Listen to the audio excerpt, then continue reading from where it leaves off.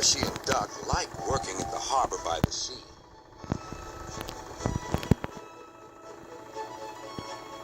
On a clear summer's night, there's no better place to be.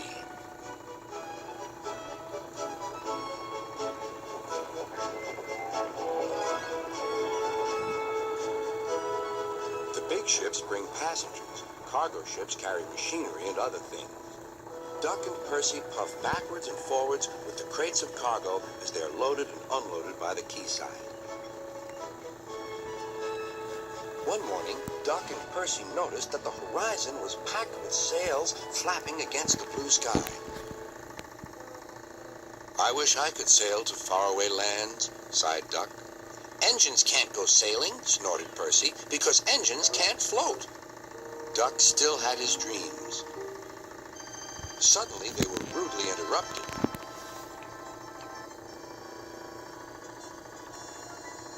"Wakey, wakey," hovered Harold.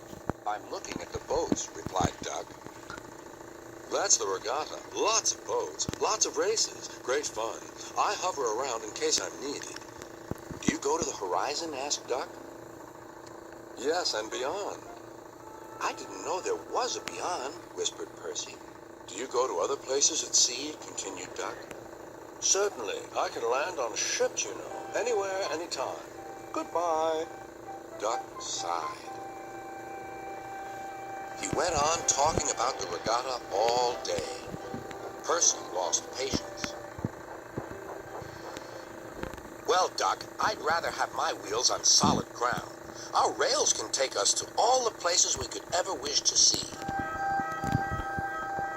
"That's an emergency," called Duck's driver. "I'll check with the harbor master." He returned with bad news. "A man taking part in the regatta has hurt his hand. We're to take him to the hospital at the next station. Harold's bringing him now. Come on."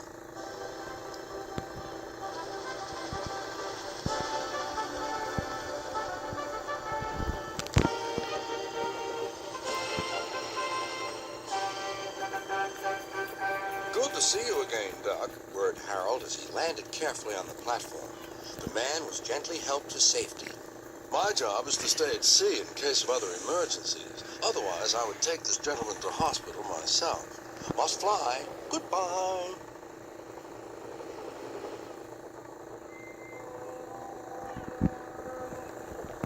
Duck set off on his journey. Soon he was steaming well, and his wheels were thundering along the track.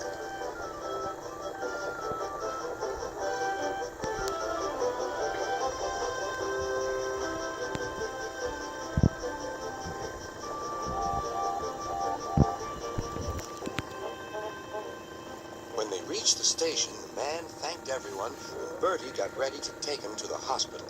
"You look splendid flying along the line, Duck," glowed Bertie. "No wonder they call you Great Western." "Thank you, Bertie." Percy's right, he thought to himself. Engines are happiest when their wheels are firmly on the rails. That night, Percy and Duck stayed a little longer at the quay. The air was warm and the sea calm. "There's a shooting star," said Duck. "Don't be daft," laughed Percy. "It's Harold. Look, he's hovering overhead." Something fluttered down towards Duck. His driver caught it. "It's a flag from the regatta. Harold's giving it to you as a present, Duck." "That was kind of Harold," whispered Duck. "He may have whirly arms instead of wheels, but he seems to understand just what an engine needs." Duck still wonders about the lands beyond the horizon, but I think he knows that sometimes the best travels are those we can only dream about. Don't you?